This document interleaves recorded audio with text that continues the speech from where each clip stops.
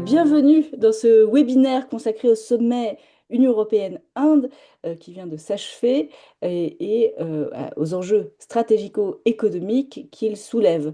Alors un petit rappel sur l'endroit très particulier où nous sommes en ce moment. Il s'agit d'une table ronde initiée par les forums France-Inde, forumfranceindes.fr, qui est une plateforme francophone d'échange et qui a pour objectif de traiter en profondeur des sujets concernant l'Inde, sa politique, la société indienne et les relations de l'Inde avec la France, tout en témoignant autrement de la réalité indienne. Alors, nous avons une heure d'exposé par deux spécialistes que je vais vous présenter, et ensuite vous aurez une demi-heure pour poser les questions dans le chat directement. Donc écrivez-les et puis j'essaierai de non pas les poser au fur et à mesure, mais de retenir celles qui n'auront pas déjà obtenu de réponse pour les présenter à nos deux intervenants, que justement je vous présente tout de suite. Alors il s'agit de Sylvia Malinbaum, qui est chercheuse, responsable de la recherche sur l'Inde et l'Asie du Sud au Centre Asie de l'IFRI. Elle intervient régulièrement dans les médias, comme Christophe Jaffrelot, et auprès des institutions françaises et européennes pour éclairer les enjeux stratégiques liés à l'Inde et à l'Asie du Sud. Alors avant de rejoindre l'IFRI en 2024, elle travaillait pour la Direction générale du Trésor du ministère de l'Économie en tant que conseillère financière adjointe auprès du service économique régional pour l'Asie du Sud de l'ambassade de France en Inde. Elle a donc beaucoup accompagné d'entreprises françaises souhaitant s'installer en Inde. Ses travaux actuels portent précisément sur les accords de coopération économique entre la France et l'Inde de l'Ouest. Je vous présente ensuite quelqu'un qu'on a l'habitude de présenter et qu'on devrait vraiment plus présenter, tellement il est bien connu, c'est Christophe Jaffrelot, qui est directeur de recherche aux séries Sciences Po CNRS, professeur de politique indienne à Sciences Po et à l'Institut indien de King's College de Londres. Il est également président de l'Association française des sciences politiques, la FSP, chercheur non résident à la Carnegie Endowment for International Peace aux États-Unis et consultant permanent au Centre d'analyse, de planification et de stratégie du ministère français des Affaires étrangères depuis 2008. Et comme Sylvia Malinbaum, il publie des éditoriaux dans plusieurs médias. Il écrit notamment dans des médias indiens. Il est l'auteur de nombreux livres sur l'Inde et toute la région et vous pouvez retrouver une analyse sur le sommet pas États-Unis, Union européenne, Inde, publié il y a quelques jours dans Le Monde, justement. Alors, de quoi parlons-nous? Nous parlons de ce qui est peut-être un des accords les plus ambitieux jamais envisagés et jamais signés par l'Union européenne. Et cet accord intervient après plus de 20 ans de négociations intermittentes sur un accord de libre-échange lancé dès 2007, suspendu en 2013, puis relancé en 2022 dans un contexte international qui avait, vous le savez, profondément changé, notamment avec l'invasion de l'Ukraine.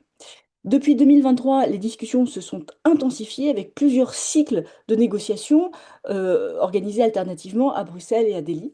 Et Ursula von der Leyen était à Delhi il y a quelques jours et cet accord maintenant nous est arrivé. Alors ce rapprochement intervient, je vous le disais, dans un environnement géopolitique marqué par de nombreuses nouvelles donnes. Euh, la persistance de la rivalité sino-américaine, le durcissement des politiques commerciales, l'arrivée évidemment, ou le retour plutôt de Trump au pouvoir, la centralité croissante de l'Indo-Pacifique comme espace de concurrence économique et sécuritaire. Donc dans ce contexte, pour l'Union européenne, l'Inde apparaît à la fois comme un partenaire stratégique de premier plan et comme un acteur revendiquant une autonomie de décision fondée sur le multi-alignement, et c'est très important, plutôt que sur des alliances exclusives. Dès lors, le dialogue entre l'Union européenne et l'Inde ne se limite plus du tout à la libéralisation des échanges, même si c'est évidemment un volet très important. Il engage des choix structurants en matière de gouvernance économique mondiale, de normes technologiques et peut-être climatiques, de sécurité régionale et plus largement de positionnement des démocraties dans un ordre international qui est en totale recomposition. L'enjeu du débat que nous allons avoir, ou plutôt des interventions que nous allons avoir ce soir, est de comprendre ce que cet accord peut réellement produire, les compromis qu'il suppose et la manière dont il pourrait redéfinir durablement le partenariat stratégique entre l'Europe et l'Inde. Alors, si nous étions dans une vraie salle, je dirais, Sylvia, je me tourne vers vous, mais Sylvia, je vais vous adresser ma première question. Est-ce que vous pouvez nous expliquer, vous qui vous êtes déjà penché sur le texte, ce qu'il y a dans cet accord, ou plus exactement, ce qu'il y a dans ces accords, parce qu'il y a une série d'accords. Bonsoir à tous et ravie d'être parmi vous ce soir. Alors oui, effectivement, Ingrid, vous avez raison de rappeler qu'il s'agit d'accords au pluriel, car effectivement, la liste des délivrables à l'issue de ce sommet UE-Inde est particulièrement longue, ce qui témoigne d'ailleurs, je dirais, du fort portage politique dont a bénéficié ce sommet. Et on voit bien que du côté indien comme du côté européen, c'est un succès diplomatique qui arrive, qui est particulièrement le bienvenu dans le contexte actuel et notamment avec le facteur Trump.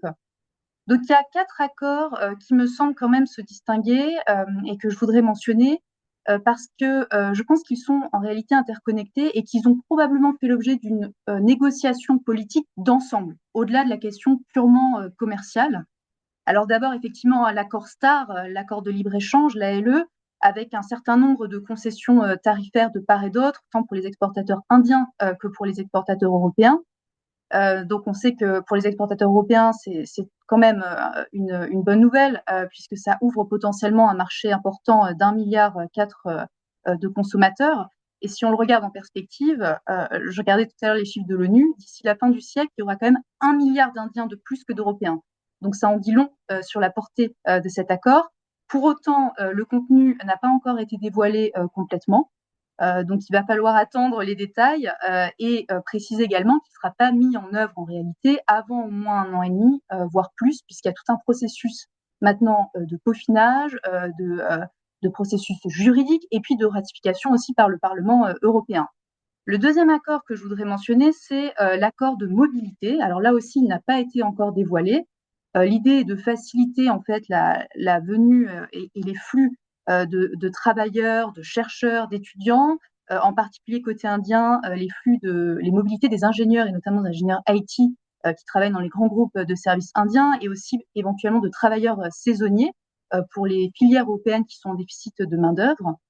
Donc intéressant de suivre cet accord également. Troisième accord que je voudrais mentionner, donc le partenariat de sécurité et de défense. On voit que l'Union européenne essaye d'avoir un rôle accru comme acteur dans l'Indo-Pacifique. Donc il y a un certain nombre de coopérations aussi qui sont proposées dans le domaine notamment de la sécurité maritime. Et puis enfin, un point important qui n'est pas vraiment un accord, mais un agenda stratégique global et conjoint qui a été dévoilé aussi. Donc, c'est un agenda à horizon 2030 qui est quand même plus abouti que le précédent agenda, qui va plus loin.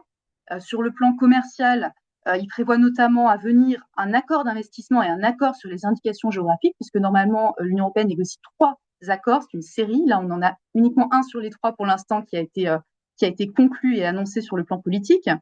C'est un agenda aussi qui démontre encore une fois les ambitions de l'Union européenne vis-à-vis de l'Inde, qui va plus loin notamment sur l'intégration des chaînes de valeur dans les domaines technologiques, pour parler des semi-conducteurs, des technologies vertes, en matière également de coopération industrielle dans le secteur de la défense, et puis qui pousse aussi le rapprochement, on en reparlera, sur le front diplomatique, en proposant un certain nombre de coopérations, notamment dans des pays tiers, et puis dans les instances multilatérales.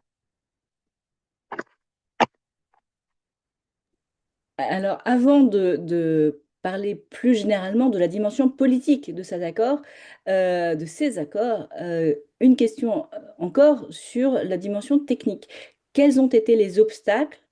Quels obstacles restent-ils? Je crois que les textes n'ont pas été publiés intégralement, ce qui veut dire qu'il y a encore des choses à peaufiner. Par ailleurs, il faudra que ces textes soient présentés devant le Parlement européen. Est-ce que vous pouvez nous expliquer un petit peu euh, quelles ont été les difficultés et les obstacles qu'il reste encore à lever? Alors, ce qui est certain, c'est que l'ampleur des concessions tarifaires reste un succès. Il y a quand même, alors c'est pas non plus une libéralisation totale sur l'ensemble des secteurs, mais effectivement, il y a quand même un niveau de concession tarifaire qui est octroyé, qui, je pense, est intéressant. Comme je le disais, on ne connaît pas tous les détails de l'accord, donc ça, c'est important parce que ça déterminera effectivement l'ampleur réelle des bénéfices de l'accord. Euh, donc, je pense qu'il faut il y a eu effectivement des sujets, des points de friction, de tension qui ne sont pas nouveaux. Dans les négociations commerciales entre l'Inde et l'Union européenne, il y a toujours eu des difficultés. Vous l'avez dit, il y avait un premier ALE qui avait été négocié entre 2007 et 2013, donc tout de même 6 ans de négociation, et qui n'avait pas abouti, parce qu'on n'était effectivement pas parvenu à s'entendre sur un certain nombre de points, notamment la question des normes, les normes relatives aux droits des travailleurs, les normes environnementales, que les Indiens perçoivent comme des normes imposées, intrusives dans leur politique. Il y a aussi il y avait des sujets sur quel marché on peut ouvrir ou non. Là, on voit qu'effectivement, l'agriculture n'a pas complètement été exclue, mais enfin, elle a été largement exclue de l'accord pour éviter justement certaines difficultés sur ces secteurs assez sensibles. Ce qui montre bien qu'encore une fois, il y avait une pression politique pour faire aboutir cet accord qui, en fait, s'est traduite concrètement par des compromis, des arbitrages politiques où on a effectivement, sur le fond comme sur la forme, exclu, je dirais, les sujets qui étaient les plus problématiques et sur lesquels on n'arrivait pas forcément à s'entendre. Pas de son, là, je branche le casque, je n'arrive pas à m'en sortir, quoi. Euh, Merci beaucoup Sylvia pour cette réponse très très claire. Christophe, je me tourne vers vous, entre guillemets, euh, pour parler de la dimension politique de cet accord. Avant de parler de la dimension proprement géopolitique, euh, la dimension politique en Inde même. Dans quelle mesure est-ce que les dynamiques politiques intérieures en Inde, notamment, mais pas uniquement, les rapports entre l'État central et les États fédérés, ont influencé la position indienne dans les négociations commerciales? Est-ce que c'est un facteur? Est-ce qu'il y a une particularité, outre son côté illibéral, dans le régime de Modi face à l'Union européenne? Bon, le facteur politique, il est beaucoup plus international. Mhm. Il fallait absolument laver l'affront que Modi avait essuyé du fait de la politique de Trump, hein. Rappelons-nous, Trump, un homme que Narendra Modi voulait voir revenir au pouvoir, le tweet de félicitations après l'élection de Trump était hyperbolique, et puis douche froide. Washington impose des droits de douane absolument prohibitifs de 25% pour commencer, de 50% finalement parce qu'on punit l'Inde qui continue à importer du pétrole russe. On y reviendra parce que ça c'est de la géopolitique et c'est très important pour les Européens. À quoi s'ajoute la déportation d'Indiens, de migrants indiens sans papier, très humiliante elle aussi, puisque c'est les fers aux pieds qu'ils reviennent, ces Indiens. Et puis, cerise sur le gâteau, le coût d'un visa H-1B passe de 1000 à 100 000 dollars. Bon, euh, dans ces conditions, euh, le succès politique était absolument nécessaire, un succès politique était absolument nécessaire, et il y avait là une occasion parce qu'elle était dans les tuyaux depuis longtemps, cette visite de Madame von der Leyen, hein. C'est en février 2025 que on a pris date. On a pris date en disant, nous avons un an pour conclure un accord de libre-échange. Et il fallait en faire un succès. Alors, comme l'a dit Sylvia, il fallait en faire un succès aussi du côté européen, parce que là aussi, il fallait montrer aux Américains qu'on était capable de trouver des partenaires alternatifs. Et c'est pour ça qu'on a été un peu vite en besogne. Il fallait absolument arriver à un accord, à plusieurs accords, comme on l'a dit. Ce qui fait que oui, il y a de vraies concessions tarifaires, hein. Quand les taxes sur l'automobile européenne passent de 110 à 10%, bon, les Allemands sont évidemment ravis. Quand les taxes sur les vins et spiritueux passent de 150 à 75%, et même au-delà de 10 ans à 40%, là, ce sont les Français, les Italiens qui sont ravis. Il y a eu énormément d'avancées sur de très nombreux chapitres. On pourrait ajouter l'aviation, les machines-outils, les produits chimiques. Voilà.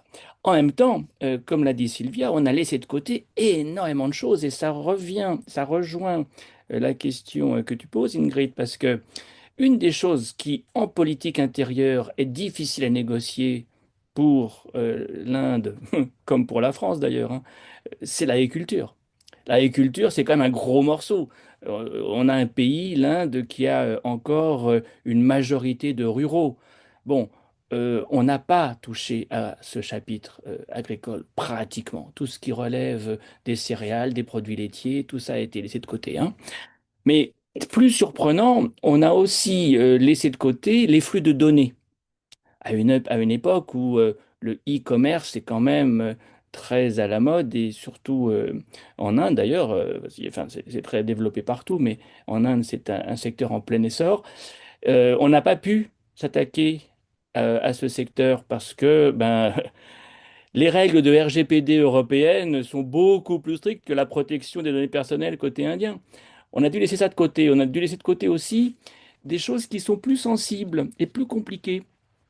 La question du mécanisme d'ajustement carbone aux frontières. Qu'est-ce qu'on va pouvoir faire avec l'aluminium indien, l'acier indien lorsqu'il arrive aux frontières et que il a été produit d'une manière polluante et là, les négociations vont aller bon train, mais on n'a pas encore la solution. De même, la question du droit du travail. L'Inde ne souscrit pas à des clauses entières du Bureau international du travail que l'Union européenne valorise. Voilà, la dimension politique, il fallait arriver à quelque chose de spectaculaire, il fallait montrer qu'on était au rendez-vous, mais cela a été à l'origine euh, d'une sorte d'inachèvement, hein. Et c'est vraiment dans les mois qui viennent maintenant, hein, qu'on va pouvoir mesurer l'ampleur du succès. Il y aura un succès indéniable. Sera-t-il grand, moyen, petit? C'est tous ces dossiers qui vont nous le dire. Et puis le passage devant le Parlement européen. Parce que le Parlement européen, c'est quand même là que l'accord avec les Mercosur a eu le plus de mal à passer.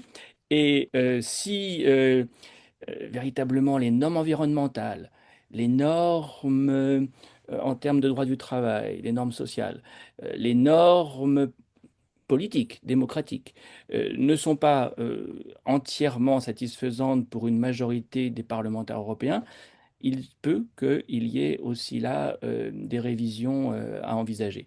Donc on est dans une sorte de work in progress. Une étape a été franchie, indéniablement.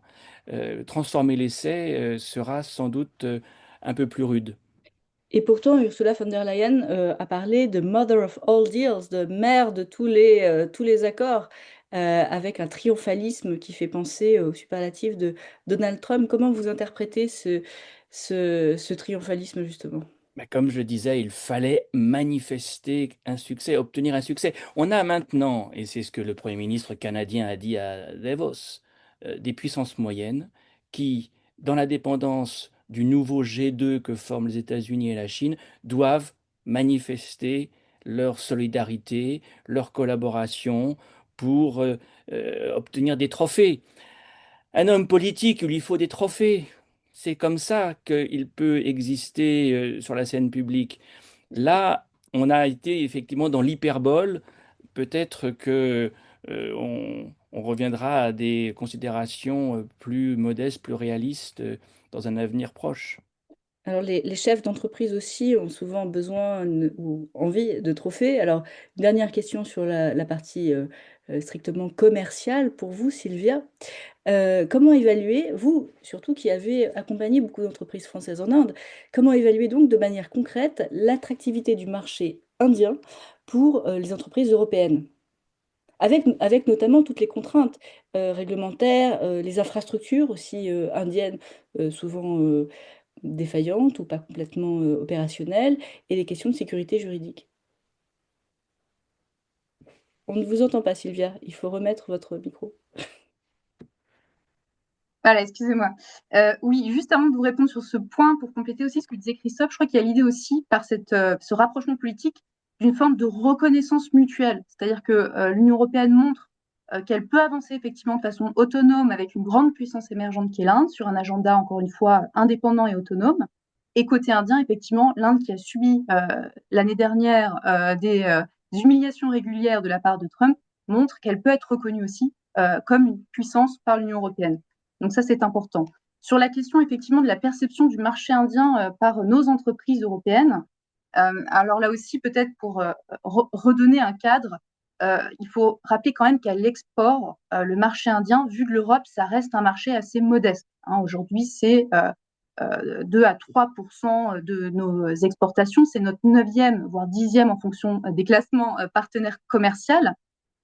Et ce n'est pas non plus aujourd'hui encore une zone d'investissement prioritaire. Quand on compare les montants des investissements européens en Inde vis-à-vis de ce que les Européens investissent aux États-Unis, au Royaume-Uni ou même dans des pays comme la Chine, on est quand même sur des montants moindres. En revanche, vu des Indiens, le partenaire européen est un partenaire commercial très important. Là aussi, c'est le premier ou le deuxième en fonction des classements. Et puis surtout, c'est un investisseur très important puisque derrière l'Union européenne fait partie en réalité des premiers, si on passe les juridictions tierces que sont Maurice et Singapour, des premiers investisseurs en Inde. Alors, je le disais tout à l'heure, c'est un marché qui pour autant a effectivement recèle un fort potentiel, d'abord par le facteur démographique. J'expliquais tout à l'heure que quand on regarde les projections démographiques, à la fin du siècle, il y aurait plus 1 milliard d'Indiens supplémentaires que d'Européens. Donc ça en dit quand même assez long sur le marché que ça peut représenter pour nos entreprises. Et puis, il y a effectivement une croissance qui apparaît relativement résiliente dans le monde tel qu'on le connaît aujourd'hui, même si là aussi, il faut toujours nuancer. Certes, l'Inde se présente comme la 5e économie mondiale et bientôt je crois que l'ambition c'est la 3e en 2030. Mais si vous prenez le PIB par habitant, aujourd'hui, le pays se classe quand même au 122e rang mondial. Donc, il y a un pouvoir d'achat du consommateur indien qui est quand même encore très inégal et qui reflète là aussi les inégalités de la société indienne. Alors, il y a une étude qui est sortie de la FEBI, qui est la nouvelle chambre de commerce européenne, qui a été mise sur pied il y a 2 ans, je crois, et qui doit justement défendre les intérêts des entreprises européennes en Inde auprès du gouvernement indien, qui est assez intéressante puisqu'elle revient effectivement sur les facteurs d'investissement, enfin, ce qui motive les investissements des entreprises sur place. Et effectivement, dans les facteurs positifs, le fait qu'aujourd'hui l'Inde est présentée comme un pays stable, notamment sa position face à l'évolution de la géopolitique mondiale, la disponibilité bien sûr d'une main-d'œuvre et notamment d'une main-d'œuvre qualifiée, et 60% des répondants, qui sont des entreprises déjà installées en Inde, considèrent effectivement que le climat des affaires évolue de façon favorable. Mais dans les difficultés, dans les limites, il y a évidemment la question des taxes, de la fiscalité, des droits de douane, qui va être a priori en partie traité par cet accord. Mais il y a quelque chose aussi qui relève des barrières non tarifaires. Donc l'aspect vraiment, les réglementations, les procédures douanières complexes, les ordres de contrôle de qualité. Et au-delà, je dirais, de la charge que ça peut représenter sur le plan administratif, il y a l'idée d'imprévisibilité, c'est-à-dire qu'on a parfois des réglementations, des taxes qui changent et dont on n'est pas toujours informé. Et c'est cette imprévisibilité qui aujourd'hui, je crois, est quand même une source de difficulté. Et puis un dernier point, mais qui est important à mentionner, enfin 2 points, les exigences de contenu local. Donc ça, c'est la politique du Make in India qui incite les entreprises à produire localement et qui peut parfois aussi être un frein. Et puis la question de la corruption qui demeure en réalité. Et on voit que beaucoup d'entreprises, et notamment les PME qui sont souvent les plus vulnérables face à ce type de pratiques, peuvent être mises en difficulté. Et aujourd'hui, on a des lois au niveau de l'OCDE et notamment la loi Sapin 2 qui surveillent de près ces pratiques. Et donc, on voit que les entreprises sont souvent dans des positions particulièrement délicates. Donc un potentiel, mais un marché qui reste encore aujourd'hui très difficile. Merci beaucoup pour cette réponse très complète. Maintenant, je vais me tourner vers vous, Christophe, pour vous poser une question de politique, de diplomatique et un peu d'histoire aussi, puisque vous évoquiez tout à l'heure le discours du Premier ministre canadien sur l'alliance nécessaire des puissances moyennes face à ce nouveau G2. L'Inde revendique depuis un certain temps maintenant une diplomatie non plus du non-alignement, comme c'était le cas dans les années 50, 60, etc. Non-alignement déjà assez pro-russe à l'époque, mais une diplomatie désormais du multi-alignement. Alors, qu'est-ce que c'est que ce multi-alignement? D'où vient-il? Et en quoi cette posture, enfin, comment cette posture plus exactement se traduit face à l'Union européenne? Quelles sont ses implications? Alors, le terme multialignement est maintenant en compétition avec celui de plurilatéralisme. C'est le terme qu'affectionne en particulier Jaishankar, le ministre indien des Affaires étrangères, qui a écrit plusieurs livres récemment, notamment des India Way, où on a une codification de cette stratégie noir sur blanc. En quelques mots, c'est une démarche consistant à maximiser son intérêt, l'intérêt national, l'intérêt indien, en traitant, on pourrait dire en dealant, avec toutes les parties, tous les pays qui peuvent apporter quelque chose à l'Inde, y compris lorsque ces pays sont en rivalité, en conflit même. Et le pouvoir de l'Inde se manifeste à travers sa capacité à faire accepter à des pays qui sont en rivalité, voire en conflit, que, eh bien non, l'Inde, elle parlera aux deux, elle traitera avec les deux. Alors on est effectivement en pleine réelle politique, mais dans un contexte qui s'est tendu depuis quelques années. Ce genre de plurilatéralisme, Modi l'a mis immédiatement en œuvre quand il est devenu Premier ministre, en multipliant les tournées internationales. Aucun Premier ministre dans l'histoire de l'Inde ne voyage autant, n'a voyagé autant que Modi. Pour vous donner une idée, ses prédécesseurs en moyenne visitaient 6 à 7 pays par an pour des visites bilatérales.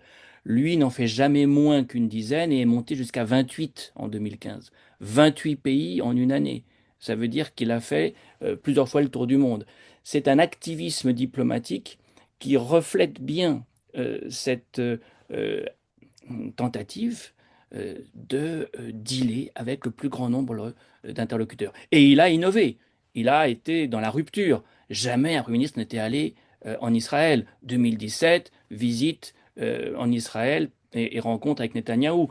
Mais en parallèle, aucun Premier ministre de l'Inde n'avait été si souvent dans les Émirats arabes unis. Les Émirats arabes unis sont devenus un partenaire majeur de l'Inde.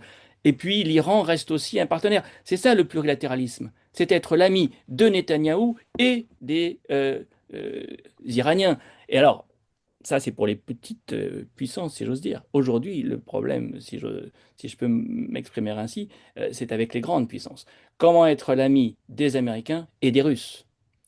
Ça a plutôt bien fonctionné sous Biden. Biden a accepté que les Indiens achètent des S-400. Pourtant, il y avait une loi passée par le Congrès américain qui rendait ça impossible.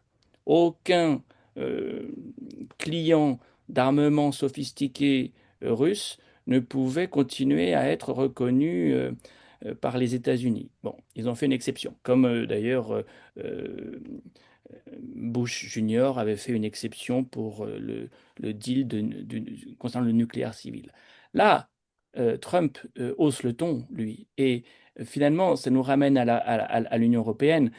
Il dit aux Indiens, si vous continuez à importer du pétrole russe, je double les droits de douane de vos produits exportés vers les États-Unis. Euh, il considère que Poutine n'arrêtera la guerre en Ukraine qu'une fois qu'il aura épuisé ses ressources financières. Que les Européens, à New Delhi, lors d'une visite aussi importante que celle qui vient d'avoir lieu, ne soulèvent pas le problème ukrainien, ne posent pas la question des achats de pétrole russe par les Indiens, montre que, au contraire, on est un peu passager clandestin. On espère bien profiter de la politique américaine en la matière. On espère bien que, euh, oui, les Indiens vont finir par arrêter d'acheter du pétrole russe, mais on ne veut pas leur demander nous. Et lorsque, d'ailleurs, Merz, le chancelier allemand, était en visite ce mois-ci à New Delhi, il a explicitement dit qu'il ne souhaitait pas aborder la question. Donc, on parle commerce, on parle euh, échange de biens et services. On parle aussi, on y reviendra, j'en suis sûr, collaboration stratégique dans l'Indo-Pacifique, mais on ne parle pas de ce qui fâche. Et donc là, on est dans le plurilatéralisme. Les Indiens réussissent à imposer aux Européens le plurilatéralisme qui ne marche plus avec les Américains. Mais ça, c'est jusqu'au moment où ces textes seront présentés au Parlement européen, puisque à l'est de l'Allemagne, les pays membres risquent de voir d'un tout autre œil ce mouchoir jeté relativement peu pudiquement sur les relations entre la Russie et l'Inde. Alors, qu'est-ce que vous pensez qui risque de se passer Ben, à ce moment-là? de fait, le seul qui ait soulevé la question de la relation entre la Russie et l'Inde lors des dernières semaines, c'est le ministre polonais des Affaires étrangères, hein. C'est tout à fait intéressant, hein. Le mois qui est en train de s'achever a vu défiler à New Delhi un nombre record de ministres des Affaires étrangères européens et de Premier ministre, en tout cas un chancelier. Macron lui-même ira dans quelques jours, au début février. Bon, le seul à avoir soulevé la question de la relation entre la Russie et l'Inde, c'est le ministre polonais des Affaires étrangères, et ce n'est pas un hasard. Pour les Polonais, comme pour les pays baltes, comme pour la Finlande, comme pour tous ses voisins de la Russie, la question de cette complicité indo-russe, de cette collaboration indo-russe, elle est problématique. Alors, elle est problématique pour en raison du pétrole, bien sûr, hein, ça c'est évident, mais elle est aussi problématique en raison des fournitures d'armes. Euh, c'est quand même auprès de la Russie que l'Inde obtient encore des matériaux des matériels qui lui sont très précieux. J'évoquais les S-400. Les S-400 ont été tout de même très utiles lors de la guerre éclair qui a eu lieu l'an dernier entre l'Inde et le Pakistan, parce que face aux appareils chinois qu'utilisent les Pakistanais, il fallait ça pour intercepter les missiles. Ce qui posera la question, sans doute, du transfert de technologie. Euh, ce point sur lequel les Indiens, évidemment, insistent beaucoup. Sylvia, concrètement, quelles sont les formes de coopération sécuritaire entre l'Union européenne et l'Inde qui apparaissent aujourd'hui comme les plus crédibles? Est-ce qu'il s'agit avant tout de sécurité maritime, de cybersécurité, de protection des infrastructures critiques? Concrètement, de quoi s'agit-il? Et je vous pose donc la question, du transfert de technologies avec le risque, évidemment, que les technologies européennes, notamment en matière de défense, passent aux mains des Russes? Non, moi, je rejoins Christophe sur ce point. Je pense que la question russe, elle est vraiment centrale parce qu'effectivement, elle est connectée à cette question des technologies. Et aujourd'hui, on le voit bien, ce que demandent les Indiens dans leur partenariat et notamment avec les pays occidentaux, ce sont des transferts de technologies. C'est-à-dire qu'ils considèrent qu'aujourd'hui, pour réussir à faire monter en puissance leur industrie et pour devenir une grande puissance, ils doivent accéder à certaines technologies auxquelles ils n'ont pas encore accès aujourd'hui, et notamment effectivement dans le secteur de la défense.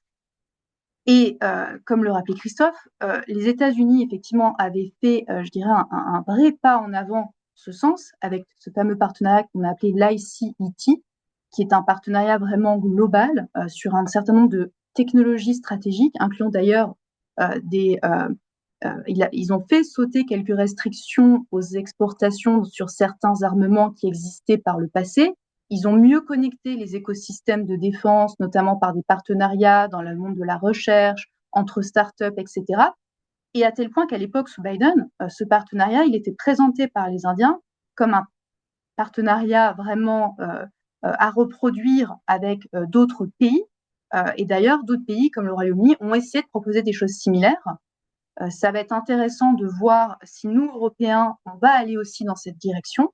Il y a des choses en ce sens, notamment dans l'agenda que je mentionnais à Horizon 2030 tout à l'heure. Mais il y a évidemment une limite intrinsèque qui est la proximité avec la Russie. Parce que c'est pas, quand on parle de proximité avec la Russie, il faut bien comprendre que ça fait 50 ans effectivement qu'il y a des exportations d'armements russes vers l'Inde et effectivement qui continuent, puisque je regardais les chiffres entre 2020 et 2024, il y a encore 36% des importations d'armements indiennes qui viennent de Russie. Donc certes, l'Inde cherche à diversifier ses fournisseurs d'armement, mais la Russie reste un partenaire important. Et ça crée pas seulement, c'est pas juste une question, je dirais, court-termiste d'acheter certains armements à un moment donné, c'est que ça crée aussi des dépendances, puisqu'à partir du moment où on achète des systèmes, il y a derrière des enjeux de maintenance, il y a des enjeux aussi de faire évoluer, de moderniser ces systèmes, qui fait qu'on doit passer par le même fournisseur. Donc aujourd'hui, l'Inde est dans cette dépendance par rapport à la Russie, et même si demain elle décide de ne plus acheter d'armement russe, cette dépendance va continuer pendant au moins 10, 20 ans, parce qu'il y a encore une fois ces liens. Donc c'est un sujet, je pense qu'il faut que nous, Européens, on s'empare de ce sujet, qu'on soit très lucide sur cette question.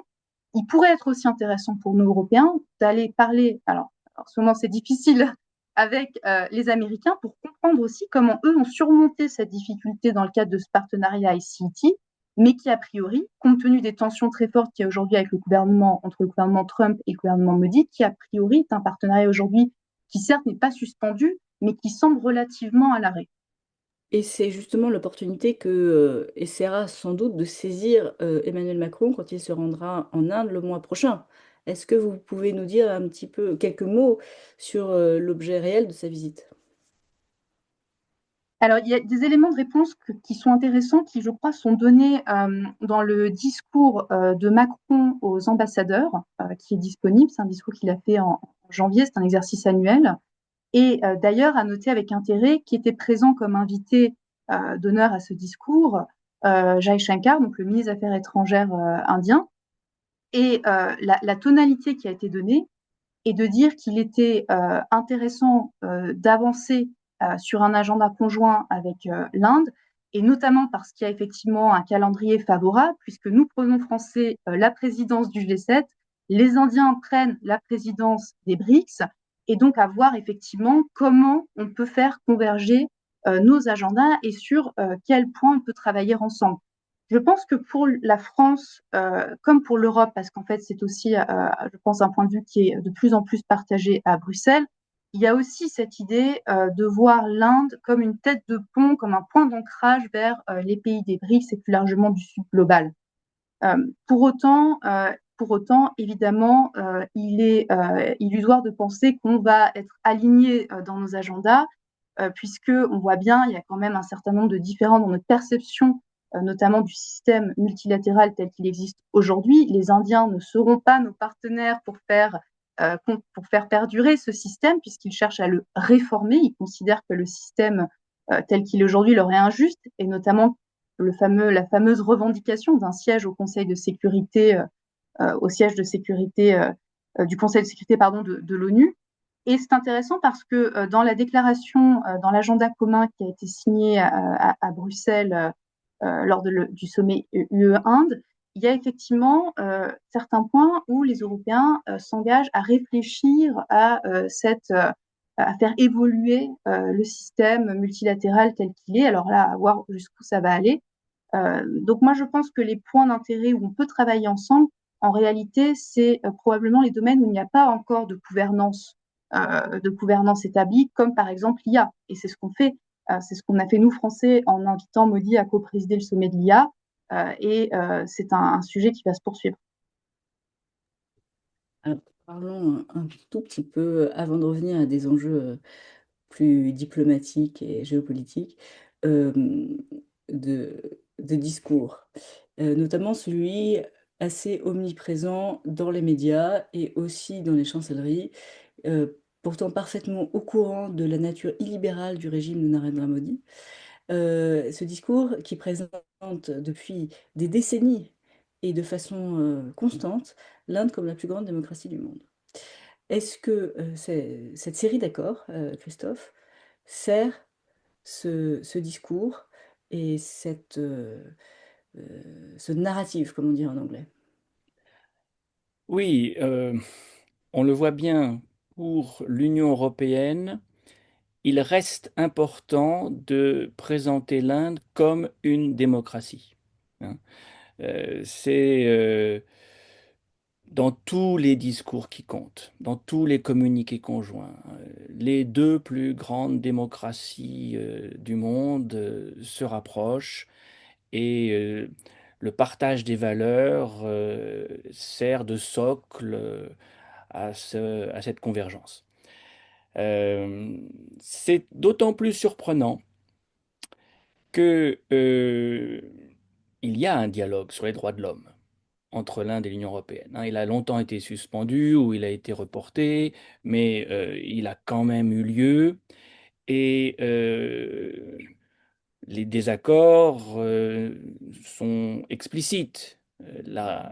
L'Union européenne ne peut pas ignorer les atteintes à la liberté d'expression dont souffrent les médias et les universitaires, ne peut pas ignorer que les ONG sont privées de financement étranger pour une grande part d'entre elles, ne peut pas ignorer que on est en train de toiletter, c'est un euphémisme, les listes électorales de sorte qu'on écarte des millions d'électeurs potentiels des rendez-vous qui du coup sont des scrutins biaisés et maintenant on le voit, l'opposition envisage de boycotter certaines de ces élections. Et puis évidemment, c'est le plus évident, les minorités, les musulmans, les chrétiens, qui sont victimes de discrimination de toutes sortes, de violences de toutes sortes. Et tout cela est parfaitement connu. Le Parlement européen, à plusieurs reprises, en a débattu. C'est d'ailleurs le seul Parlement en Europe, avec le Bundestag quand même, hein, à une ou deux occasions, à avoir eu, entre guillemets, ce courage, hein, parce que chaque fois que la question arrive sur le tapis sur la scène publique européenne, vous avez des manifestations très fortes de la part des ambassades qui protestent contre ces ingérences dans la politique intérieure de l'Inde. Mais quand même, l'Union européenne est le seul endroit où on en a parlé. Le Parlement européen, à deux reprises, hein, en 2021, en 2023, a voté des résolutions très critiques sur ce sujet, les droits de l'homme, la démocratie en général, l'état de droit, parce qu'évidemment l'état de droit, c'est aussi quelque chose qui souffre en Inde, la façon dont la justice, y compris la Cour suprême d'ailleurs, hein, ont été domptés en quelque sorte, ne fait pas l'ombre d'un doute. Alors aujourd'hui, effectivement, on voit l'Union européenne regarder ailleurs quand on parle de ça, ne plus aborder les sujets, en tout cas en public. Et c'est un signe des temps. On verra ce que le Parlement pense de ces accords, mais si véritablement le compte n'y est pas en termes environnementaux, si le compte n'y est pas en termes de droits sociaux, de droits des travailleurs, de défense des travailleurs, et si le compte n'y est pas en termes démocratiques, ça voudrait dire que l'Union européenne achève un tournant qu'elle a commencé déjà quelques années, hein. L'idée que l'Union européenne était trop idéaliste, pas assez réaliste, c'est quand même quelque chose qu'on a entendu, qui a beaucoup travaillé euh, Bruxelles depuis, disons, 2016-2017, lorsque on a commencé à réviser la doctrine. Bon, il se peut qu'on soit au bord d'un tournant, hein, et que désormais, euh, l'important, c'est de faire des deals, pour reprendre une formule très d'actualité. Pour rester sur le volet diplomatique, est-ce que vous pensez, Sylvia Malenbaum, que cette série d'accords entre l'Union européenne et l'Inde peut modifier durablement la place de l'Inde dans l'équilibre mondial entre les États-Unis, la Chine, l'Europe, évidemment la Russie? Ou est-ce qu'il s'agit avant tout de réelles politiques purement pragmatiques et sectorielles?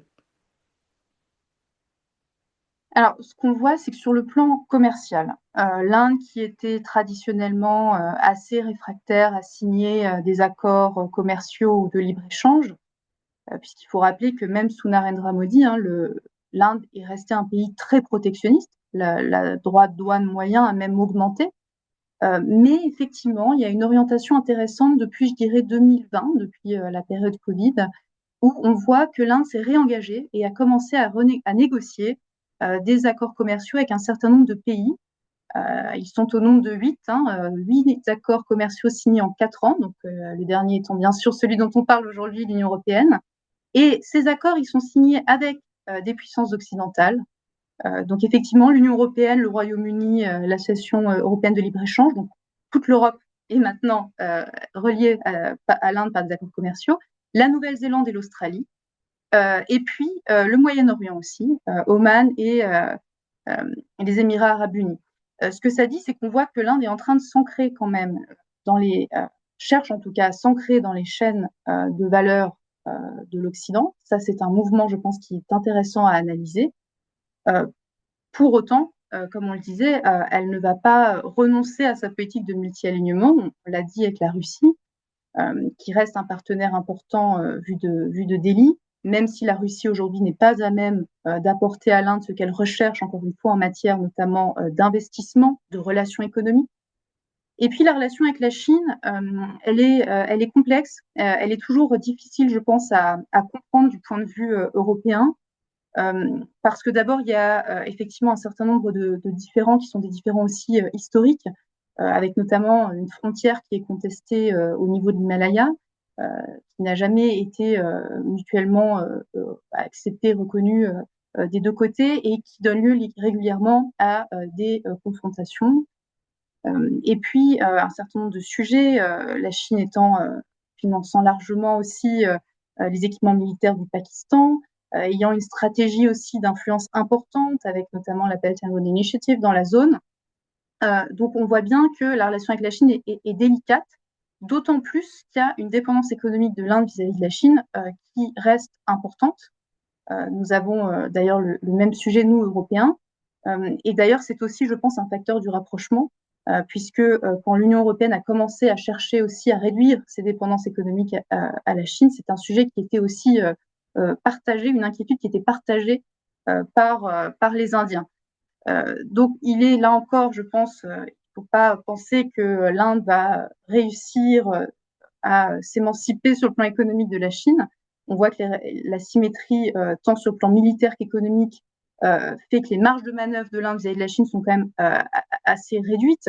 Donc aujourd'hui, son objectif avec la Chine, c'est plutôt de rééquilibrer sa relation économique en essayant notamment de réussir à faire venir des investisseurs chinois. Donc je pense qu'effectivement, ce multi-alignement, cet équilibre très difficile, très délicat, va rester la ligne en matière de politique étrangère de l'Inde, mais on voit quand même un rapprochement effectivement commercial et économique avec l'Europe dans son ensemble et avec le Moyen-Orient également. Ingrid, si je peux juste effectivement alors Bien sûr. insister au sens anglais du terme sur ce que Sylvia vient de dire, je crois que c'est absolument décisif. On comprend beaucoup mieux l'appétit d'échange avec l'Occident que manifeste l'Inde quand on voit la situation dominée dans laquelle elle se trouve vis-à-vis de la Chine. C'est-à-dire que c'est quelque chose de très difficile à vivre pour un pays comme l'Inde que de se retrouver à ce point dans la dépendance du pays qui la domine le plus, qui lui fait le plus peur, qui la menace le plus. Et ce qui s'est passé en mai 2025, lorsque véritablement la Chine a pris fait et cause pour le Pakistan, c'est sans précédent. C'est la première fois qu'on va aussi loin dans ce triumvirat. Et que l'Inde se retrouve avec un déficit de 106 milliards de dollars vis-à-vis de la Chine, un déficit qui ne cesse d'augmenter et qui n'est pas dû à des biens de consommation, qui est dû à des biens intermédiaires. L'Inde importe de Chine pour exporter. Si elle exporte des médicaments génériques, c'est parce qu'elle a des ingrédients qui viennent de Chine. Si elle exporte des iPhones, c'est parce qu'elle assemble des composants qui viennent de Chine. Donc plus l'Inde exporte, plus elle importe de la Chine et sa dépendance ne cesse de s'accroître. Alors il faut absolument diversifier. Il faut absolument trouver d'autres partenaires pour résister. Et donc là, il y a des vases communicants qui d'ailleurs sont liés. Rappelez-vous hein, au fait que l'Inde a refusé d'entrer dans le RCEP. Ça, c'est une décision décisive. 2019, les Le Chinois disent RCEP, il faudra expliquer ce que c'est c'est très la rapidement. zone, alors c'est effectivement quelque chose de très méconnu et de trop méconnu. C'est la zone de libre-échange que les Chinois ont réussi à créer dans leur zone d'influence, dirait Trump, hein, qui est très vaste et qui couvre quasiment toute l'Asie aujourd'hui. Hein. Bon, l'Inde a voulu y échapper, ne pas y entrer pour ne pas être encore plus dominée par la Chine, mais bah, il lui fallait d'autres partenaires. Et c'est pour ça qu'elle est un peu poussée dans les bras des Occidentaux et en tout cas des Européens. Alors justement, pour continuer avec cette line of thought, comme on dirait en anglais, est-ce qu'on pourrait envisager que le partenariat qui est en train de se construire, plus que de se dessiner, pourrait contribuer à l'émergence d'une voie alternative en matière de gouvernance économique et stratégique, une troisième voie distincte du modèle à la fois américain, mais aussi du modèle chinois? C'est pour moi cette question. Pour qui veut? Bon, en tout cas, elle est très challenging, hein, parce que bon, faut pas non plus s'illusionner sur le pouvoir que nous, puissance moyenne, avons. Et là, vraiment, je parle en européen, mais ça vaut pour l'Inde, ça vaut pour quantité d'autres pays. Avant de modifier les règles de la gouvernance mondiale, il faudra rééquilibrer le rapport des forces avec Américains et Chinois, et on en est loin. Et on en est très très loin. Et la dépendance dans laquelle nous sommes, tant commerciale que militaire, économique en général, toutes les normes, le high-tech, enfin tout milite dans l'autre sens. Maintenant, ce qui est possible, mais c'est encore une fois exactement ce à quoi nous invite le Premier ministre canadien, c'est faire front de manière à faire revivre le multilatéralisme. Parce que là, on est en train de voir le multilatéralisme s'effondrer littéralement. Alors, il s'effondre parce que les États-Unis se retirent des instances onusiennes les unes après les autres, hein, et puis ne jouent pas du tout le jeu du droit international. Donc forcément, à partir de là, on ne peut plus y avoir de multilatéralisme. Mais il s'effondre aussi parce que les pays émergents n'y trouvent pas leur compte.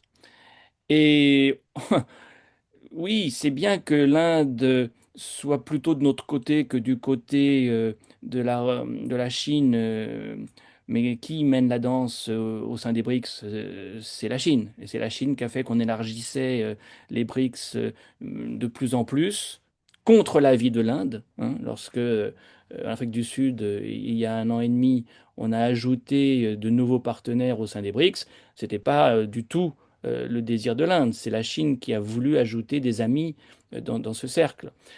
Donc si les Américains de Trump d'un côté et si la Chine de l'autre côté, à travers les BRICS notamment, sont tellement hostiles à un retour des règles du jeu du multilatéralisme telles qu'on les jouait, telles qu'on les pratiquait il n'y a pas si longtemps, hein, il faudra effectivement constituer des sacrées coalitions pour permettre à ce que, oui, une gouvernance mondiale plus respectueuse des lois du droit international retrouve des couleurs.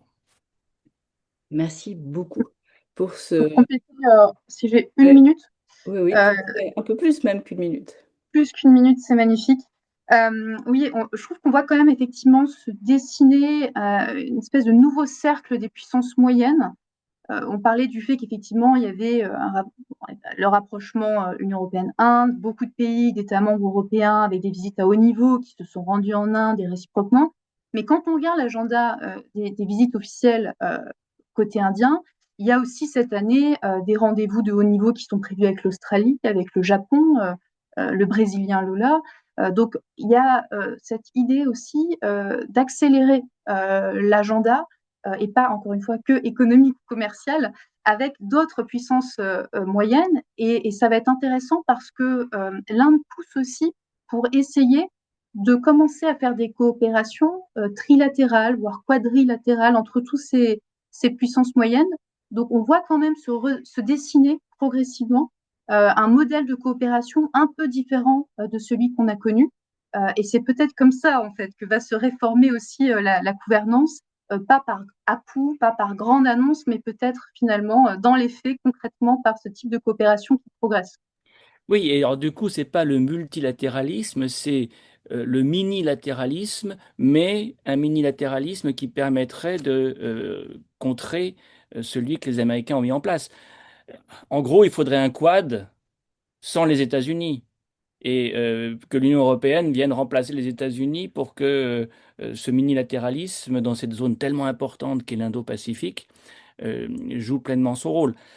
C'est effectivement des initiatives tout à fait envisageables. Après, on retombe sur la contrainte russe quand même, hein. Pour que les Indiens jouent un jeu dans la gouvernance mondiale qui soit en accord avec nos intérêts à nous, Européens, il faudra que la prise de distance avec la Russie se concrétise à un moment ou à un autre. Sinon, la confiance ne pourra pas vraiment être totalement au rendez-vous. Je crois que ça, c'est un très bon mot de la fin. Sans position claire sur la Russie, on ne pourra pas approfondir ce partenariat stratégique et commercial. Alors, ce sont des sujets extrêmement vastes que nous avons juste eu le temps d'évoquer euh, de façon très succincte, même si vous l'avez fait de façon très complète aussi, très synthétique. Et nous avons des questions. Alors, n'hésitez pas, vous qui nous avez écoutés, à continuer à en écrire dans le chat si vous voulez. Alors, merci beaucoup Christophe, merci beaucoup Sylvia. Je vais vous poser les questions dans, dans l'ordre où elles sont parvenues. Euh, Jean-Claude Breton euh, dit: N'est-il pas étrange que les médias français aient assez peu parlé de cet accord, où est seulement repris les dépêches d'agences AFP, Reuters, etc., comparé au Mercosur, qui représente une masse démographique bien moindre et une part du PIB mondial à peine voisine? L'impact différent du volet agricole est un fait, mais pas suffisant pour expliquer. N'est-ce pas plutôt la relative ignorance persistante de ce qu'est vraiment l'Inde aujourd'hui? Alors, Christophe, peut-être. Enfin, qui veut, à vrai dire. Oui, bon, un mot effectivement de confirmation, c'est-à-dire que ce sont des sujets techniques qui ont du mal à, je dirais, intéresser les médias pour cette raison. Et je pense que l'accord avec le Mercosur, il n'aurait pas du tout été couvert comme il l'a été s'il n'y avait pas eu des manifestations d'agriculteurs à son propos. Euh, c'est vrai que même si les, les, les impacts de ces accords avec l'Inde sont susceptibles d'avoir de l'importance, euh, c'est pas visible immédiatement. Alors d'autant moins que non seulement, comme l'a dit Sylvia, ça va prendre un peu de temps à être mis en place, hein, à être voté tout simplement, à être ratifié. Mais attention, la plupart des diminutions des tarifs ne commencent que dans 5 ans et s'étalent jusque dans 10 ans. Donc c'est une des raisons pour lesquelles l'Inde signe à tour de bras, hein. Ça signale son appétit d'intégration dans le système mondial, mais alors ça ne met pas du tout les entreprises indiennes en difficulté à court terme et même à moyen terme en vérité. Ça, c'est un point très important. On est dans de la gradualité. Mais bon, ça, c'est une réponse un peu décalée par rapport à la question. Alors, il y en a une autre de Aftanj Behal, que je vous soumets à l'un et à l'autre. Pensez-vous que cette stratégie de plurilatéralisme de plurilatéralisme de Jay Shankar prendra une ampleur à la suite de ces accords? D'autres puissances moyennes s'en inspireront-elles? Et quelles sont, d'après vous, les lacunes potentielles de cette stratégie? En tout cas, sur l'Inde, effectivement, vous m'entendez, hein, oui. Sur l'Inde, effectivement, c'est une stratégie qui va se poursuivre, hein. Il y a encore d'autres accords aussi qui sont actuellement en négociation. Je pense qu'il y a déjà d'autres puissances qui s'en inspirent. En réalité, on est rentré effectivement dans un nouveau monde qui est de plus en plus dominé par les intérêts, ce qui initialement était effectivement la stratégie indienne, hein, et qui devient, on rentre dans la réelle politique. L'Union européenne elle-même a signé un certain nombre d'accords commerciaux ces dernières années. Je pense aussi par exemple à celui qu'elle a signé avec l'Indonésie. Donc en fait, cette stratégie, elle est d'ores et déjà suivie par plusieurs puissances moyennes. Les lacunes potentielles, effectivement, bah, c'est à terme les contradictions que cela peut impliquer. On l'a dit pour l'Inde avec la Russie. Jusqu'où on peut effectivement raisonner uniquement sur des intérêts économiques. C'est un petit peu la limite, je pense, du modèle. Alors, j'ai maintenant une question de Jean-Noël Lejal, qui est très intéressante parce qu'elle pose une question sur un point que nous n'avons pas évoqué. Enfin, toutes les questions sont intéressantes, mais j'aimerais vraiment entendre votre réponse sur celle-là. L'UE ayant négligé l'Afrique, les rapports avec les États-Unis étant devenus conflictuels, la Chine étant distante, le Japon déclinant, la Russie, entre guillemets, un ennemi, elle n'a plus beaucoup d'interlocuteurs, non? Et elle étant l'Union européenne. Ben, c'est effectivement un peu par défaut hein, que l'UE se rapproche de l'Inde. Lorsque Ursula von der Leyen, réélue à la tête de la Commission européenne, a dû choisir le pays où elle ferait sa première visite à l'étranger en tant que présidente de la Commission européenne, elle est allée en Inde parce qu'il y avait guère d'endroits où elle pouvait aller autrement sans que ce soit trop petit, hein. Il y a quand même quelque part, effectivement, le, le sentiment d'un isolement européen qui pousse, mais on retrouve la question du rapprochement des puissances moyennes qu'on évoquait, qui pousse au rapprochement entre ces deux entités, on va dire, hein. Alors, a fortiori dans le contexte créé par Trump, parce que là, il pousse ces deux pays, enfin ces deux entités, dans les bras l'une de l'autre. Maintenant, c'est toujours compliqué de n'être proche que par défaut. Que partage-t-on en vérité au fond? Qu'est-ce qui fait qu'on peut être plus que des partenaires, des alliés? Et ça, je pense que c'est pas au programme. On ne va pas vers une alliance, on va vers des collaborations, on va avoir des formes de collaboration qui vont être de plus en plus poussées dans certains secteurs, certainement. Mais de toute façon, l'Inde ne se liera jamais les mains avec des traités d'alliance du type de celui de l'OTAN, par exemple, hein. En tout cas, on n'en est pas là du tout. Mais oui, je serais assez d'avis qu'on peut, enfin, d'utiliser la formule de partenaire par défaut. Il y a une autre question de Jean-Claude Breton, qui d'ailleurs vous remercie pour pour la réponse précédente, auquel j'ajouterai un commentaire. Alors, il écrit, l'Europe n'étant hélas pas une fédération, certains pays européens ne vont-ils pas continuer à jouer leur partition nationale, par exemple l'Allemagne, la France, cette dernière avec, on en parlait tout à l'heure, de nouveau une visite de Macron dans 15 jours. Euh, à l'inverse, ne pourrait-on pas voir dans ce rapprochement le rapprochement de deux grands espaces qui sont un rassemblement d'États? Bon, c'est très intéressant parce que effectivement, au sein de l'Union européenne, on voit que la France a toujours été le partenaire privilégié sur le plan politique, en tout cas, et stratégique de l'Inde, avec effectivement plusieurs étapes dans l'histoire du partenariat, et notamment la France qui en 1998 devient le premier partenaire stratégique de l'Inde.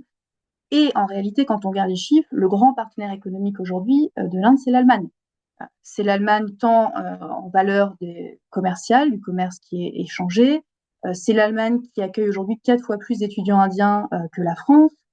C'est l'Allemagne qui capte l'essentiel aussi, enfin, davantage en tout cas que la France, des investissements indiens en Europe, etc. Et il y a effectivement aussi, je dirais, une poussée diplomatique très forte ces dernières années de l'Allemagne pour se rapprocher des Indiens et non pas uniquement sur le plan commercial. L'Allemagne, et ça c'est je dirais une orientation plus large aujourd'hui de l'Allemagne, essaye aussi de s'imposer comme un exportateur d'armement. Et en cela, pour elle, l'Inde est un marché important. Et donc, moi, je vois effectivement, alors, je pense que cet accord de libre-échange a fait consensus au sein de tous les États européens, clairement, parce que tous y trouvent leur compte et voient ça comme quelque chose qui va favoriser leurs relations économiques avec l'Inde. Mais il y a quand même en sous-jacent un sujet de concurrence intra-européenne et notamment sur, je pense, les marchés d'armement. On a le cas déjà aujourd'hui en réalité avec la France et l'Allemagne, puisqu'on a effectivement deux visites officielles d'État qui se suivent, le chancelier Merz et le président Macron qui va se rendre en Inde en février. Et on a déjà un sujet notamment sur les sous-marins, puisqu'il y a potentiellement un contrat de 3 sous-marins supplémentaires qui doit être attribué. Donc on voit bien qu'il y a des sujets de concurrence sur ces marchés de l'armement. Et c'est intéressant parce que ça nous ramène au sujet européen. Dans le partenariat de sécurité et de défense que je mentionnais, qui a été signé lors du sommet cette semaine, la question en réalité de la coopération en matière industrielle, qui était une demande importante des Indiens, qui sont très intéressés notamment par les plans de réarmement européens, puisqu'ils y voient des opportunités pour faire, déjà pour se positionner comme fournisseurs du marché européen, puisqu'eux-mêmes ont des ambitions en matière d'exportation d'armement, pour capter aussi un certain nombre de technologies et savoir-faire via des joint ventures avec les Européens. Et bien cette question, qui était une forte demande, encore une fois, des Indiens, elle a été quand même relativement passée sous silence et elle s'est plutôt retrouvée du côté de l'agenda à horizon 2030. Donc ça veut dire qu'elle va être traitée et remise un peu à plus tard, précisément parce qu'il y a des sujets de concurrence entre États membres.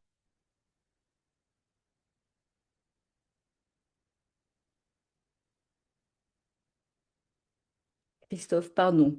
Christophe, sur la dimension fédérale de l'Inde et celle d'union, au fond les deux, l'Union européenne comme l'Inde, même si évidemment ce sont des organismes de nature très différente, sont des unions d'États. Oui, Euh, alors, Sylvia l'a très bien dit, on va avoir quand même une persistance de la compétition intra-européenne sur les marchés d'armes qui est vraiment source de division, inévitablement. Alors, il faut que l'Union européenne serve un peu plus de chef d'orchestre, fasse en sorte qu'elle coordonne un peu davantage. Les Indiens n'en ont pas l'habitude, hein, ils jouent facilement l'un contre l'autre, hein, c'est diviser pour mieux régner et puis avoir les meilleures conditions, euh, les meilleurs prix. Mais il y a moyen de faire des choses à l'échelle de l'Union européenne. Bon, dans ce que Kaja Kallas a annoncé en termes de collaboration stratégique, on n'a pas eu le temps d'en parler beaucoup, mais il y a des domaines qui peuvent être de l'ordre du ressort de l'Union européenne. La cybersécurité, hein, la sécurité maritime. Bon, on a déjà des dispositifs. Il y a un dispositif européen, Crimario, qui pourrait être l'interlocuteur des Indiens. On pourrait réussir à parler en européen. Le centre de fusion, hein, de l'information dans l'océan Indien, qui a été créé par les Indiens à Gurgaon, compte 16 partenaires, dont la France et l'Italie. Bah, c'est à l'Union européenne de siéger dans une affaire comme celle-ci maintenant, hein. Il y a certainement des domaines qui ne sont pas de l'ordre du matériel militaire, hein, mais qui sont de l'ordre de la sécurité dans un sens plus général. Où là, il faut que l'Union européenne se positionne comme acteur. C'est vrai aussi de la lutte contre la piraterie dans l'océan Indien. C'est quelque chose que les Européens ont assuré dans un passé qui n'est pas si ancien. euh, monter à l'échelon européen pour éviter cette nuisance que constitue la compétition, la concurrence entre États européens. Maintenant, une question d'Ania Mullier. Je précise à Rémi Aurin que je ne relais pas ces questions parce que Christophe et Sylvia ont largement déjà évoqué ces sujets, euh, voire carrément répondu aux questions. Alors, Ania Mullier demande si vous pensez que le domaine de l'énergie, avec l'hydrogène vert notamment, et le corridor India-Middle East-Europe, pourrait être un domaine non présent dans l'accord qui renforcerait les relations UE-Inde. Sylvia? Oui, alors c'est pas présent dans la LE, mais c'est bien présent, encore une fois, dans l'agenda pardon, commun, puisque l'agenda commun parle de connectivité, donc effectivement, comment mieux connecter nos espaces, et ça passe effectivement par ce grand projet de corridor Inde, Moyen-Orient, Europe, qui en fait est pas un seul corridor, mais plusieurs corridors, puisqu'il y a un corridor, je dirais, physique pour les marchandises, donc avec des tronçons maritimes et des tronçons ferroviaires. Il y a un corridor pour les flux de données également, et puis effectivement pour l'énergie, notamment pour l'hydrogène vert. Alors on est sur de la prospective de long terme, hein, parce que là on parle d'un projet potentiellement pharaonique. Regardez juste ce que ça représente en termes de distance, en termes de financement, comment on va financer ces infrastructures. C'est un corridor qui traverserait de mémoire 6 ou 7 pays, y compris des zones aujourd'hui très instables, notamment dans le Moyen-Orient avec Gaza. Donc on est quand même sur des scénarios très prospectifs. Pour autant, l'hydrogène vert, effectivement, l'Inde essaye de se positionner comme un hub d'hydrogène vert. Donc l'hydrogène vert, c'est fait à partir d'énergie verte. Donc notamment en Inde, on a des grands champs de panneaux solaires qui se mettent en place et qui pourraient permettre de fabriquer cet hydrogène vert et de l'exporter notamment vers l'Europe. Donc ça, c'est un projet qui est porté par des grands conglomérats indiens, notamment par le groupe Adani, mais qui, là aussi, peut être questionné, puisque à partir du moment où on exporte cette énergie verte, c'est-à-dire qu'on ne l'utilise pas pour verdir le mix énergétique indien, alors même qu'on le sait, aujourd'hui, l'Inde a des besoins très importants pour verdir son mix énergétique, qui reste majoritairement à base aujourd'hui, l'électricité majoritairement produite à partir du charbon. Donc certes, il y a des développements très importants sur le solaire, mais voilà, qui reste quand même qui reste un défi pour les années qui viennent. Donc je pense que c'est une piste de coopération qui pourrait être intéressante, mais on est encore à un stade quand même très très préliminaire. Alors, Alors, nous avons maintenant, je fais défiler tout en lisant les questions en diagonale, enfin, plus ou moins en diagonale en fonction de leur longueur. Isée Masculier, que je salue au passage, pose une question qui nous trotte à tous et à toutes dans la tête, je crois. Est-ce que le succès des partis de droite ou d'extrême droite en Europe aujourd'hui inciterait l'UE à être peut-être moins regardante à l'avenir sur les défauts de la démocratie indienne?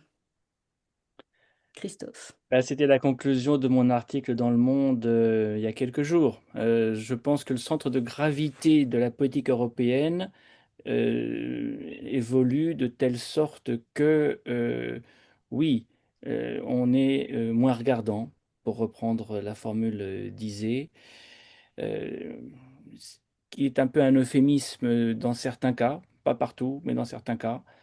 Euh, En fait, on est maintenant en train de voir se constituer une internationale nationale conservatrice ou nationale populiste qui trouve des points d'entrée en Europe à travers Orban, à travers d'autres encore, euh, que le nationalisme hindou connaît bien et rencontre, euh, pas forcément en Europe d'ailleurs, hein, ça peut être même aux États-Unis.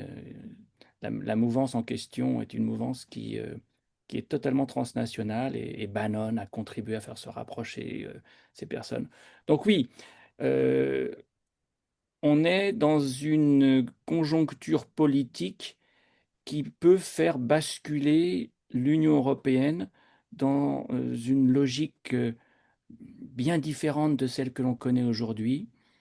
Euh, on va suivre évidemment toutes les élections qui viennent, à commencer par celle de la Hongrie au mois de mars, avec beaucoup d'intérêt, aussi dans cette perspective. C'est à travers l'avenir de l'Union européenne, l'avenir de la diplomatie européenne aussi, hein, qui se joue. Alors, toujours pour vous, Christophe, une question vraiment de politique intérieure. Y a-t-il des forces politiques ou sociales en Inde qui sont contre ces accords? Euh, Oui. Notamment des États indiens demandent Kumar Tangavelu. Alors, des États, je ne sais pas. Il n'y aurait pas vraiment de raison pour que des États se manifeste là contre cet accord. On ne l'a pas dit encore, mais il est important d'ajouter que ce que l'Inde attend de cet accord, c'est aussi des débouchés pour des industries aussi importantes que le textile, hein. Textile indien qui emploie des millions, même des dizaines de millions de personnes, souffre énormément à l'export. Il s'est fait doubler par le Bangladesh, il s'est fait doubler par le Vietnam. Le Pakistan lui tient la dragée haute. Il est en mal de déboucher, ce textile indien. Bon, le textile indien, il est partout. Il n'y a pas des États où on en fait particulièrement plus que d'autres, hein. Donc, je ne crois pas qu'au niveau des États, il y ait des tensions particulières. Par contre, oui, le parti du Congrès a été, à travers la voix de Jairam Ramesh, très critique de cet accord, en considérant que l'Inde avait tout de même baissé sa garde sur des domaines aussi importants que les droits de douane protégeant notamment l'automobile. Bon, encore une fois, hein, certes, les droits vont baisser énormément de 150 à 10%, mais il y a un quota à 250 000 véhicules. Et attention, la baisse des droits de douane sur l'automobile, c'est encore pour dans 5 à 10 ans. Donc, c'est plus peut-être là quand même politique qu'autre chose. Mais on voit bien l'enjeu. On ne l'a pas dit ça encore non plus. C'est quoi le grand problème de la société indienne? C'est l'emploi. C'est l'emploi. Il y a un chômage des jeunes qui est absolument dévastateur. Donc il faut trouver les moyens d'employer ces bras, et pour ça, il faut une industrie. On ne pourra pas donner du travail à tout le monde dans les services. C'est le secteur qui monte, bien sûr, plus de 50% du PNB. Mais on ne transforme pas des paysans en informaticiens. Il faut qu'ils passent par la case industrie d'une génération à l'autre. Et là, l'Inde n'a pas fait cette révolution industrielle. Il lui faut une industrie qui est à la peine. J'ai dit, le textile est très à la peine. On a une contribution du manufacturing, hein, de tout ce qui est produits manufacturés, industrie manufacturière, qui stagne. Et même qui s'érode. La part du secteur manufacturier s'érode. On est tombé à 15%, on était à 17% en 2016. Ça veut dire quoi? Ça veut dire que l'industrie ne réussit pas à créer des emplois. Euh, donc voilà, ça c'est quand même quelque chose que des partis politiques vont pouvoir mentionner parce que là il y a un enjeu social important.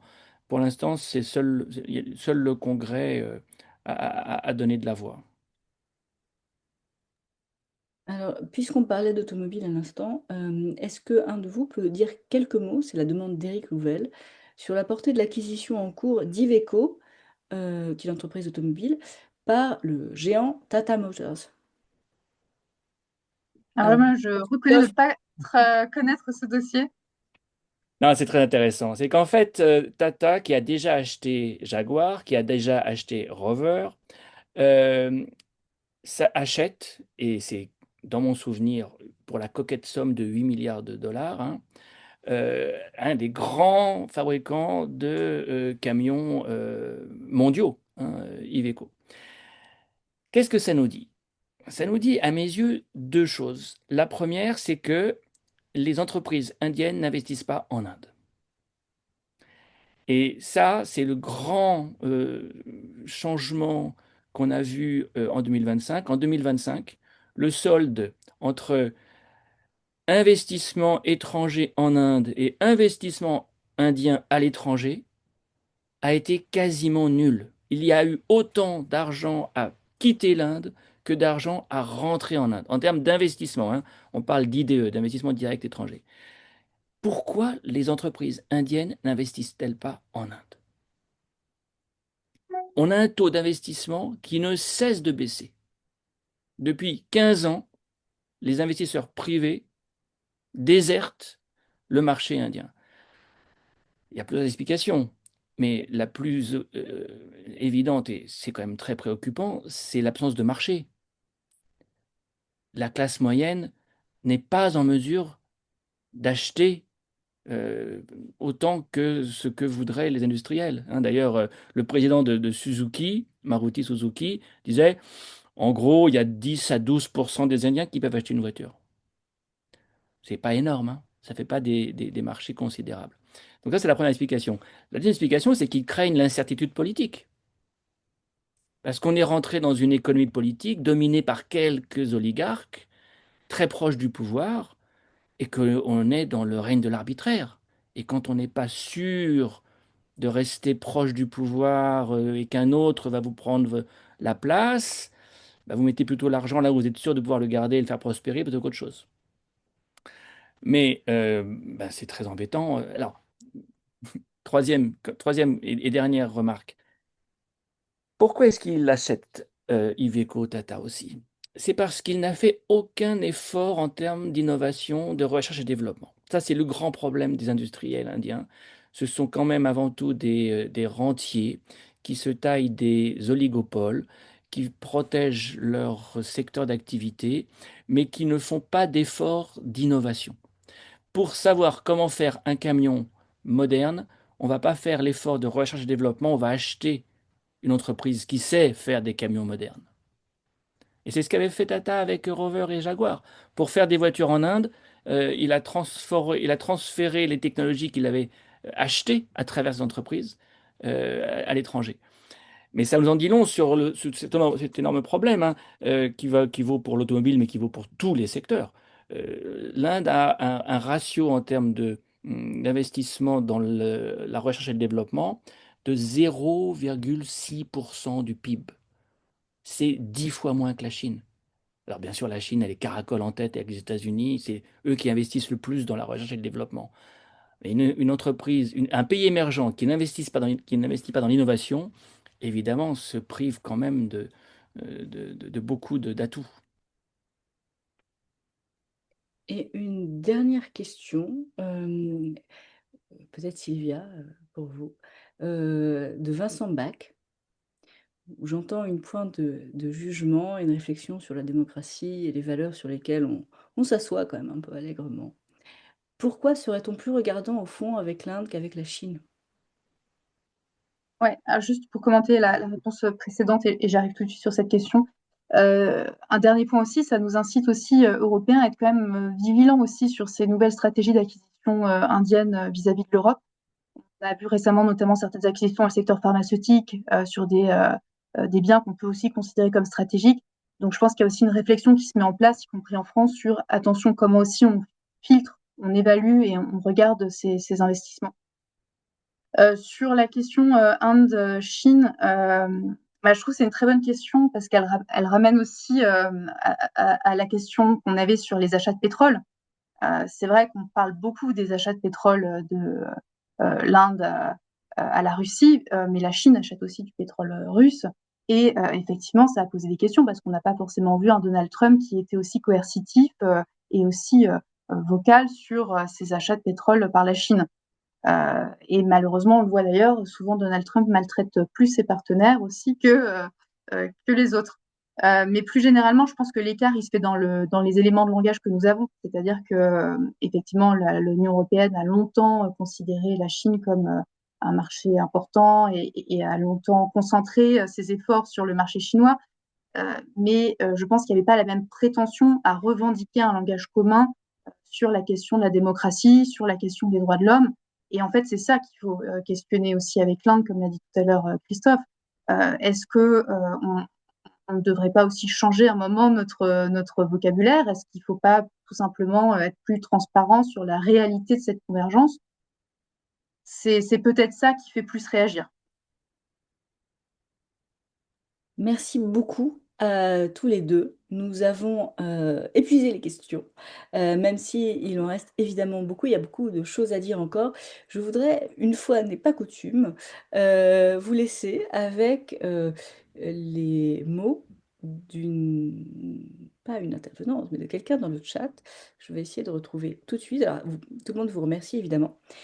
Je voudrais vous laisser donc avec les mots d'Isabelle von Huffel, qui est: n'oublions pas que le jeu d'échecs a été inventé en Inde. Et sur ces mots, je vous dis à très bientôt pour un prochain webinaire des forums France-Inde. Et je vous remercie.